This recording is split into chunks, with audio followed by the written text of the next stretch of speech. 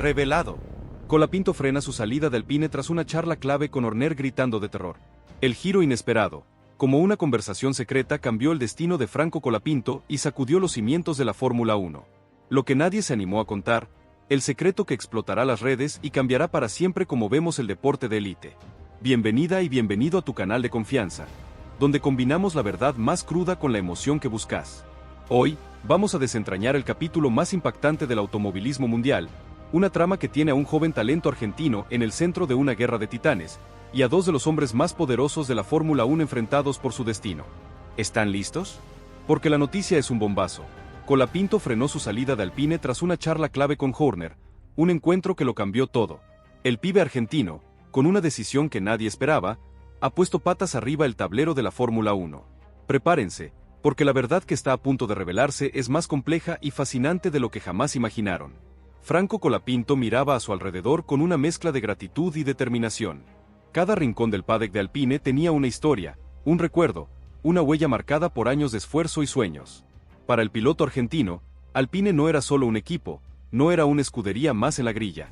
Era el escenario de su consagración, el lugar donde había forjado su carácter, donde había aprendido a lidiar con la presión, y el sitio donde su temple había sido puesto a prueba una y otra vez, hasta el límite.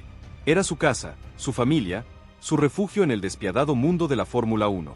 Sin embargo, en el último tiempo, todo parecía moverse demasiado rápido, a una velocidad vertiginosa que lo descolocaba.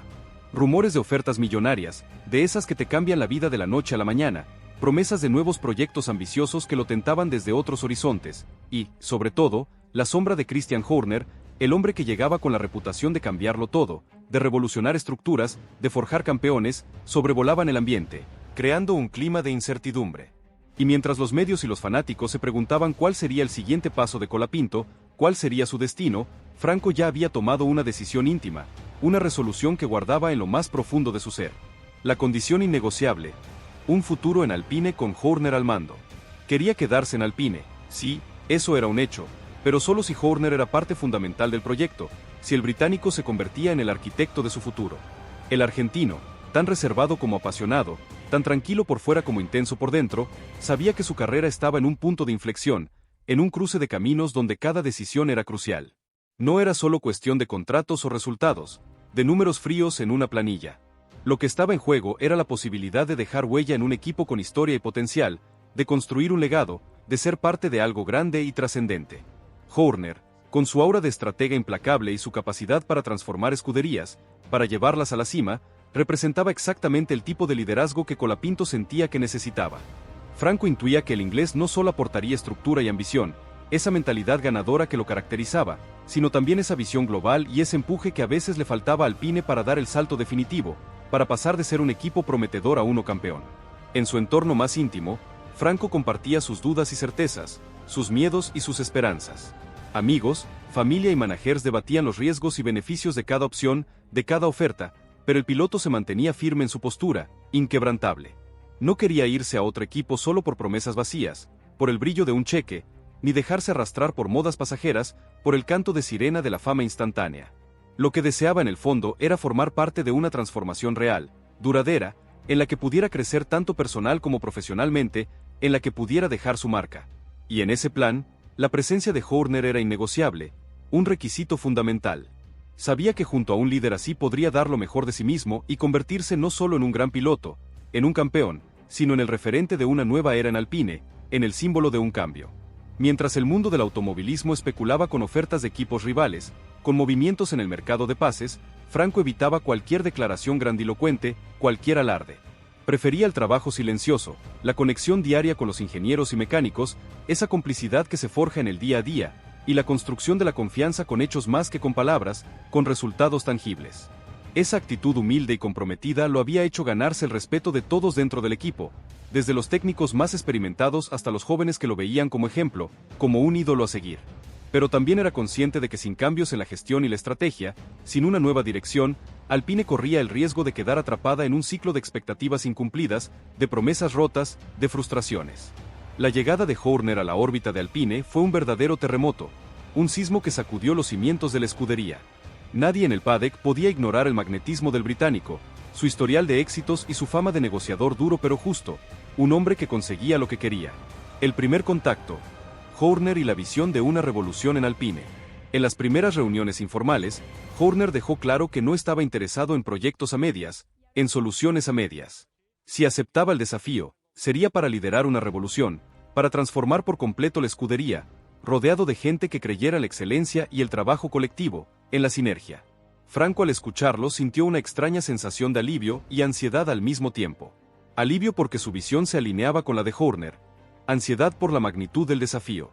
Por primera vez en mucho tiempo, la posibilidad de un futuro ilusionante en Alpine parecía real, tangible, siempre y cuando se apostara por la ambición sin reservas, sin límites, sin miedos.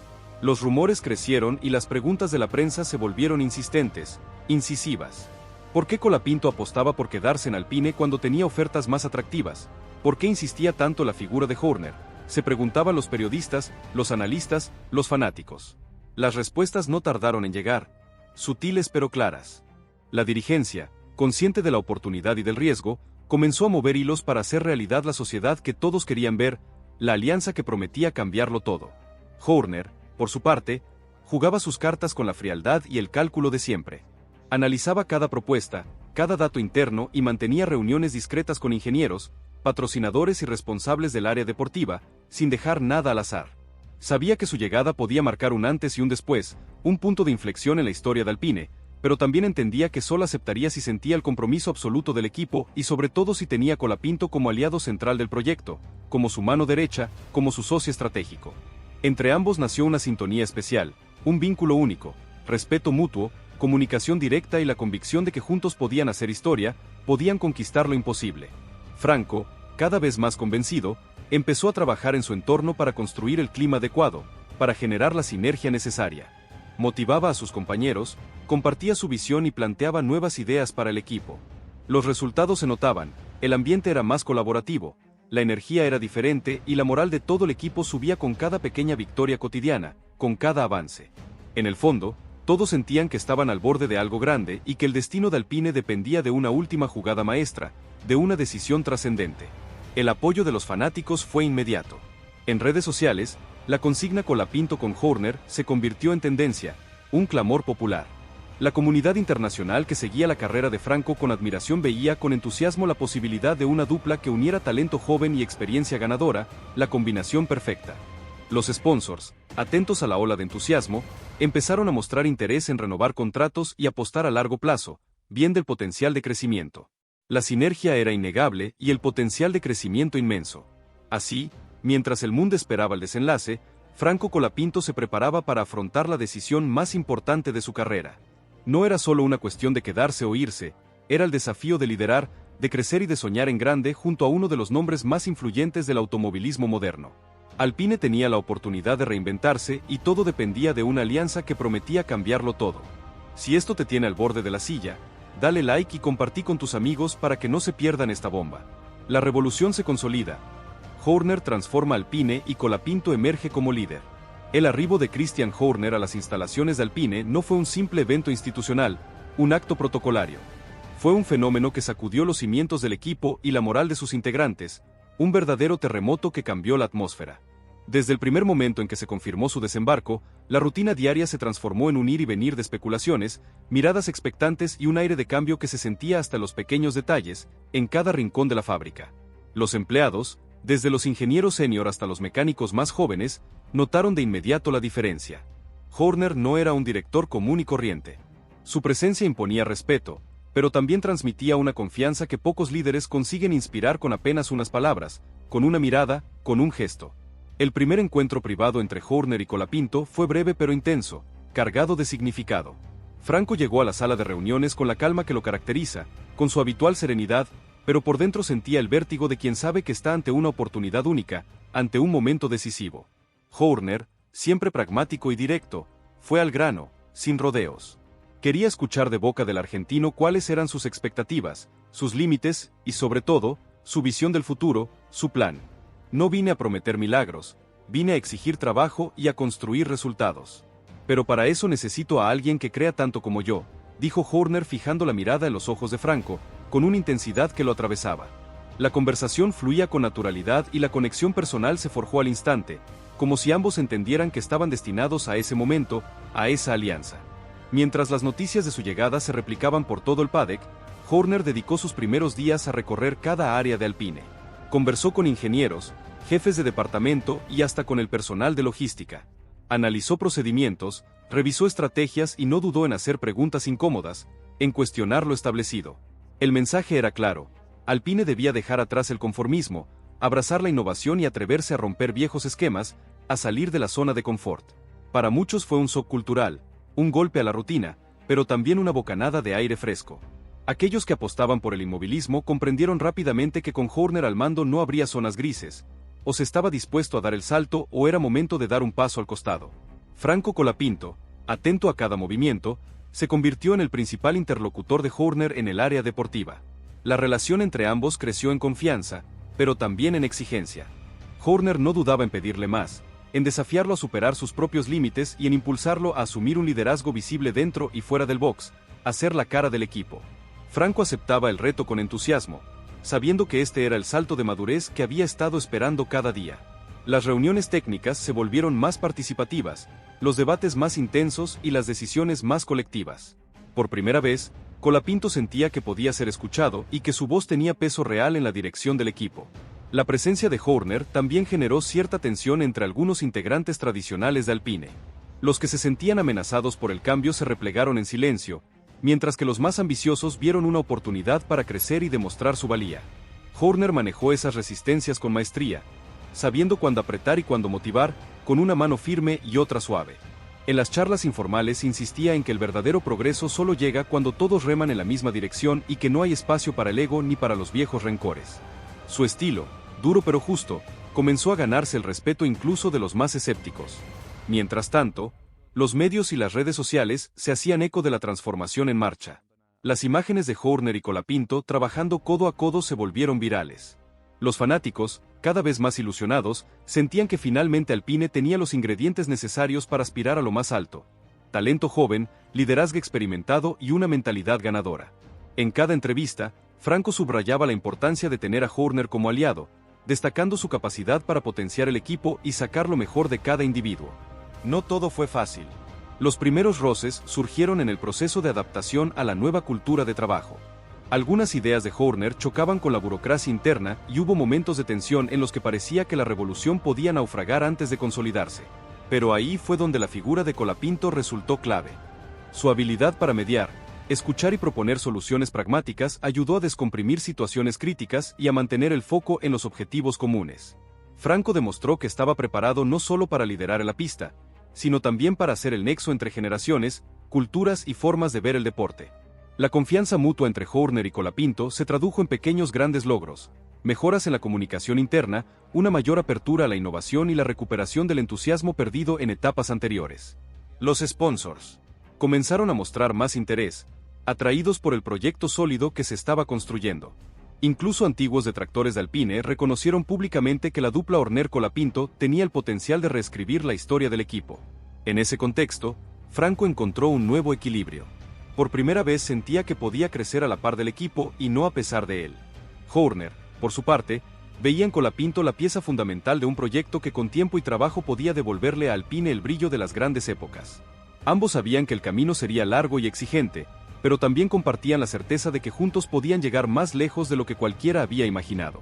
Así, mientras la comunidad del automovilismo seguía atenta a cada paso, en el corazón de Alpine se gestaba una transformación profunda.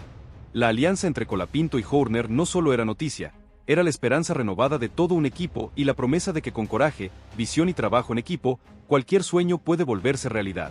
El nuevo Alpine, un proyecto humano que trascendió las expectativas. Con la dupla Colapinto-Horner consolidándose en el centro de Alpine, el equipo se sumergió en un proceso de renovación sin precedentes. Para Franco, la responsabilidad era inmensa. No solo debía responder a las expectativas de Horner y demostrar que su confianza estaba bien depositada, sino también mediar entre la tradición del equipo y la ola de cambios que se avecinaban. Sabía que muchos en la estructura sentían miedo ante lo desconocido, aferrados a rutinas que los habían mantenido a flote durante años, pero que ahora eran el principal obstáculo para aspirar a lo extraordinario. Ese contraste entre pasado y futuro era el verdadero reto. En las primeras semanas, bajo la nueva gestión, Alpine vivió jornadas maratónicas. Horner implementó reuniones diarias de actualización y desglosó procesos internos con la precisión de un cirujano. El objetivo era, claro, identificar fortalezas, detectar puntos ciegos y eliminar cualquier traba burocrática que entorpeciera la evolución del equipo. Para los miembros más veteranos, acostumbrados a la lentitud de los cambios graduales, fue un golpe de realidad. Franco, lejos de quedarse al margen, asumió el papel de puente, escuchaba a los de siempre, comprendía sus temores, pero al mismo tiempo transmitía la visión de futuro que Horner traía bajo el brazo. Las primeras propuestas de Franco sorprendieron incluso a quienes ya confiaban en él. Planteó un sistema de mentorías internas para que la experiencia de los mayores no se perdiera, pero también propuso que los jóvenes talentos tuvieran más voz en las estrategias y desarrollos.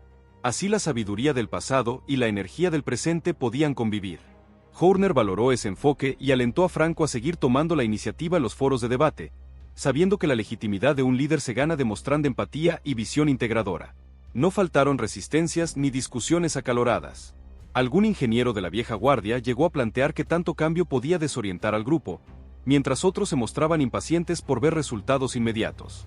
Horner manejó esos choques con su característico temple británico, priorizando la comunicación transparente y la búsqueda de consensos prácticos. Y cuando alguna grieta parecía hacerse insalvable, ahí estaba Franco calmando ánimos y recordando que el verdadero éxito solo llegaría si el equipo aprendía a escucharse y confiar los unos en los otros. Mientras tanto, el entorno mediático seguía cada movimiento con lupa. Las preguntas en las conferencias de prensa se volvían más incisivas. ¿Sería Alpine capaz de reinventarse sin perder su esencia? ¿Podría Colapinto soportar la presión de ser la cara visible de una revolución interna? Franco respondía siempre con honestidad, reconocía los desafíos, no prometía milagros y enfatizaba el valor del trabajo colectivo por encima de los egos individuales. Su madurez y humildad terminaban de consolidar su imagen como líder natural, algo que incluso los escépticos terminaron reconociendo. La relación de Franco con Horner seguía fortaleciéndose fuera de los focos. Se reunían después de las jornadas intensas para analizar lo aprendido, corregir estrategias y definir los siguientes pasos. Horner se sorprendía con la rapidez con la que Franco absorbía cada concepto y con su capacidad para motivar al grupo, incluso en los días más complicados. Por su parte, Colapinto valoraba tener a su lado a alguien con experiencia para guiarlo en las complejidades de la política interna y la gestión de crisis. Con el correr de los días, el ambiente en Alpine comenzó a cambiar de forma palpable. Los pasillos se llenaron de nuevas energías. La participación en las reuniones creció y los departamentos dejaron de trabajar como compartimentos estancos. El proyecto Alpine 2.0, como muchos lo apodaron, empezaba a tomar forma. Los resultados, aunque aún incipientes, ya mostraban mejoras en la moral del equipo, la calidad del trabajo y la capacidad de respuesta ante desafíos inesperados. Los sponsors y fanáticos lo notaron de inmediato. Las redes sociales explotaban de mensajes de apoyo y la presencia de Colapinto como abanderado de la transformación se convertía en tendencia una y otra vez. El público argentino y latinoamericano sentía el proyecto como propio y el prestigio internacional de Alpine se sumaba seriedad y credibilidad a cada paso. El efecto dominó era real. Y por primera vez en años Alpine era sinónimo de esperanza renovada. Franco en su intimidad encontraba también nuevos motivos para seguir luchando. Cada día era una lección, cada obstáculo una oportunidad de demostrar su temple y de crecer como referente, no solo como piloto. Sabía que el desafío era gigantesco, pero también que solo quienes se atreven a desafiar el pasado pueden cambiar el futuro de verdad. El apoyo incondicional de Horner y la fe en el grupo le daban la fuerza necesaria para enfrentar lo que viniera. Así, en medio de la vorágine, Alpine logró lo más difícil: unir generaciones, culturas y formas de trabajo en un proyecto común. Y todo gracias a la convicción de un joven que decidió quedarse y a la visión de un líder dispuesto a arriesgarlo todo por un sueño compartido. ¡Bombazo! Horner quiere a Colapinto como número 1 en Alpine y Briatore en SOC gritando de terror. La guerra secreta por el trono de Alpine, como Christian Horner desafió a Flavio Briatore por el futuro de Franco Colapinto. Lo que nadie se animó a contar, el secreto que explotará las redes y cambiará para siempre como vemos el deporte de élite. Bienvenida y bienvenido a tu canal de confianza, donde combinamos la verdad más cruda con la emoción que buscas. Hoy, vamos a desentrañar el capítulo más impactante del automovilismo mundial, una trama que tiene a un joven talento argentino en el centro de una guerra de titanes, y a dos de los hombres más poderosos de la Fórmula 1 enfrentados por su destino. ¿Están listos? Porque la noticia es un bombazo. Christian Horner quiere a Colapinto como número 1 en Alpine ya, y Flavio Briatore ha entrado en un shock absoluto, dispuesto a todo para impedirlo.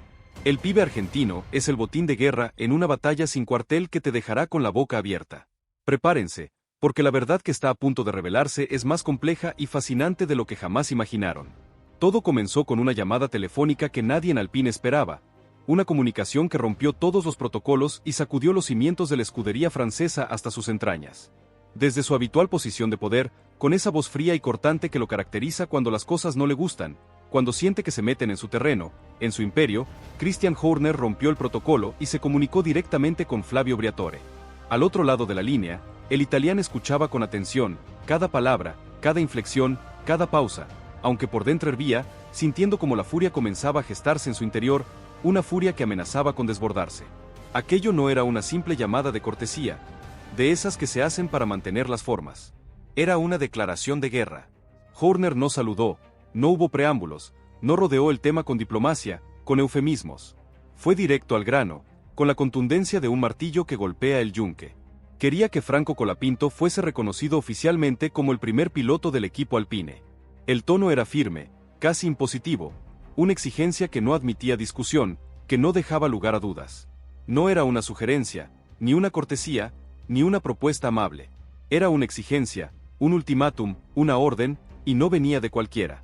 Horner, con su historial de títulos, con su aura de estratega dominante, con su fama de forjador de campeones, de arquitecto de dinastías, no hablaba porque sí, sus palabras tenían peso, eran sentencias, eran decretos. El silencio de Briatore, la rabia contenida y el respeto inesperado ante la tormenta. Briatore se mantuvo en silencio unos segundos, unos instantes que se hicieron eternos, que parecieron una eternidad, una pausa que en su mundo suele significar una mezcla de incredulidad, de asombro y de rabia contenida, una tormenta perfecta que se gestaba en su interior. Para él, ningún externo le marcaba el rumbo, nadie le decía lo que tenía que hacer, menos aún alguien como Horner, con quien había cruzado más de un roce en el pasado, siempre entre sonrisas hipócritas frente a las cámaras y puñales verbales en los despachos, en las negociaciones secretas, en las batallas de egos. Pero esta vez era distinto, la situación tenía un matiz diferente, un peso inesperado, una trascendencia que lo descolocaba. El nombre de Colapinto estaba en el centro del pedido y eso le daba un matiz inesperado, porque Briatore, aunque feroz en sus métodos, implacable en sus decisiones, siempre tuvo un ojo clínico para detectar a los que estaban destinados a más, a los que tenían ese algo especial, esa chispa de genio. Y Franco le generaba una mezcla de respeto y desconfianza, como si supiera que ahí había algo grande, un talento descomunal, pero también difícil de controlar, de moldear a su antojo, de someter a su voluntad. Horner justificó su intervención con argumentos afilados, con una lógica implacable, con una visión estratégica que lo distinguía. Según él, Alpine no entendía el valor real de Franco Colapinto, no le estaban viendo con la perspectiva correcta, estaban subestimando su potencial. Veía en el argentino no solo un talento en bruto, una promesa más en la lista, sino un fenómeno de conexión global, una figura carismática que podía transformar la imagen del equipo si se le daba el lugar protagónico que merecía, el espacio para brillar, para explotar todo su potencial. Si no lo entienden ustedes, alguien más lo hará, lanzó Horner en una frase que más que advertencia sonó a amenaza, a una sentencia que se cumpliría, a una profecía. Lo decía alguien que había visto surgir estrellas, que había construido campeones desde cero, que había forjado leyendas, y que conocía el peso de cada decisión en la evolución de un piloto joven, en su camino hacia la cima, hacia la gloria. Horner no hablaba por hablar y Briatore, aunque odiaba admitirlo, aunque le doliera en el alma, lo sabía en lo más profundo de su ser. La estrategia de Horner, Colapinto, el fenómeno que nadie puede ignorar, el botín de guerra. Lo curioso es que Horner no tenía ningún interés directo en Franco, no había un vínculo contractual previo, no era parte de su equipo ni de su academia, no era un producto de su sistema. Pero observaba desde hace tiempo su progresión, su actitud y, sobre todo, su magnetismo natural, esa capacidad de atraer miradas, de generar entusiasmo. Y como buen estratega, como un ajedrecista de la Fórmula 1 que piensa varias jugadas por delante, entendía que el ascenso de Colapinto no era solo cuestión de talento, sino de narrativa, de una historia que conectaba con la gente, que generaba pasión, que vendía. Un argentino en la cima del automovilismo, con el hambre que trae desde el sur del mundo y la frialdad para decidir en momentos clave, era el tipo de historia que hacía vibrar al paddock entero, que generaba pasión, que vendía entradas, que movilizaba masas. Si Alpine no lo promovía, otras marcas se encargarían de tentarlo. Y eso para Horner significaba perder una oportunidad clave para alterar el equilibrio del poder, para desordenar el tablero de la Fórmula 1, para cambiar el rumbo de la categoría. Briatore cortó la llamada sin dar una respuesta clara, sin comprometerse, sin ceder. El italiano estaba molesto, pero no tanto por el fondo del mensaje como por la forma. Que alguien le dijera lo que debía hacer era inaceptable para su ego, para su orgullo, para su autoridad, para su imperio. Pero al mismo tiempo, no podía negar que la advertencia tenía sentido, que había una verdad en las palabras de Horner, una lógica innegable. En su interior reconocía que Franco estaba en un momento crucial y que si no se tomaban decisiones rápidas, podía escaparse de las manos como arena entre los dedos, perderlo para siempre, ver su talento brillar en otro equipo. El problema era que reconocerlo significaba ceder poder y Flavio no estaba acostumbrado a dar espacio a nadie que no lo hubiera ganado a su manera, bajo sus reglas, bajo su control. En medio del debate, aparecieron dudas genuinas, preocupaciones legítimas. ¿Sería Franco capaz de soportar el peso de liderar el equipo? No solo en pista, sino también en la política feroz de la Fórmula 1. Tenía la madurez suficiente para manejar egos, gestionar la presión y sobrevivir a las inevitables tormentas internas, se preguntaban, con una mezcla de escepticismo y esperanza. Los ingenieros de mayor experiencia lo defendieron, recordando su capacidad de trabajo, su don de gentes y su instinto natural para unir al grupo, incluso en los momentos de mayor tensión, de mayor crisis. Sin embargo, algunos directivos aún veían riesgos. Temían que si la apuesta fallaba, Alpine no solo perdería un piloto, sino su rumbo entero, su identidad, su prestigio. Mientras el debate ardía en la sala de reuniones, Colapinto continuaba con su agenda diaria, pero ahora con un escrutinio que jamás había experimentado. Cada paso suyo era analizado, cada gesto era interpretado como una señal de sus verdaderas intenciones, de su postura, de su destino. Franco, lejos de buscar el foco, de llamar la atención, optó por el silencio estratégico. Sabía que la política era tan importante como la velocidad y en ese ajedrez prefería dejar que los demás se desgastaran entre ellos mientras él seguía sumando aliados, incluso entre los empleados más veteranos que solían mirar con recelo a los jóvenes emergentes, a los que venían de abajo. La prensa, siempre ávida de sangre y conflicto, elevó la presión a niveles nunca antes vistos para un piloto tan joven. Las portadas de los diarios deportivos abrían cada mañana con nuevas filtraciones, supuestas disputas en la cúpula, reuniones secretas, encuestas internas y mensajes cruzados entre Briatore y Horner. Algunos periodistas aseguraban que si Alpine no actuaba rápido, otras escuderías ya preparaban contratos millonarios para tentarlo a marcharse, a robarle el talento. El rumor se volvió amenaza y la amenaza urgencia. Briatore, acorralado por las circunstancias, por la presión, decidió iniciar un acercamiento personal a Franco. Lo invitó a una charla privada, lejos del bullicio y los ojos de la prensa, en un ambiente de máxima confidencialidad. Fue un encuentro cargado de tensión y de sinceridad poco común entre jefe y piloto. Flavio, dejando de lado su habitual tono autoritario, su mano de hierro, le preguntó directamente si estaba preparado para tomar el liderazgo absoluto y si sentía que podía representar no solo a Alpine, sino a toda una generación que lo miraba como ejemplo, como un ídolo. Franco, con humildad y determinación, con una voz firme, no dudó en responder: «Estoy listo. No quiero el puesto por capricho. Quiero ayudar al equipo a dar el salto que todos merecemos. Confíe en mí y no se va a arrepentir». El mensaje de Colapinto caló hondo en Briatore. Por primera vez, sintió que quizás la verdadera fortaleza del equipo no estaba en el control, sino en la confianza y en la capacidad de dejar crecer a los talentos en libertad, sin ataduras. Pero el italiano también sabía que la decisión implicaba riesgos políticos, mediáticos y deportivos. Por eso, antes de tomar la decisión final, decidió medir el apoyo interno de forma discreta, tanteando el clima entre los jefes de área y pidiendo informes confidenciales sobre el nivel de respaldo que tenía Franco dentro de cada sector del equipo. Mientras eso ocurría, la campaña a favor de Colapinto seguía escalando, imparable. Los sponsors empezaron a mostrar interés en un Alpine liderado por un joven con carisma internacional. La imagen fresca, latinoamericana y humilde de Franco contrastaba con la frialdad europea clásica y abría puertas a mercados nuevos y apasionados, a nuevas audiencias. Los departamentos de marketing, siempre atentos a las tendencias, comenzaron a imaginar campañas que rompieran con el pasado y posicionaran a Alpine como la escudería del cambio generacional, de la innovación. La presión, el debate y la expectativa iban en aumento.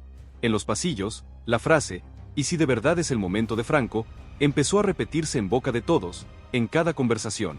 Lo que había empezado como una exigencia externa se transformó en una discusión interna que cruzaba áreas, edades y hasta nacionalidades.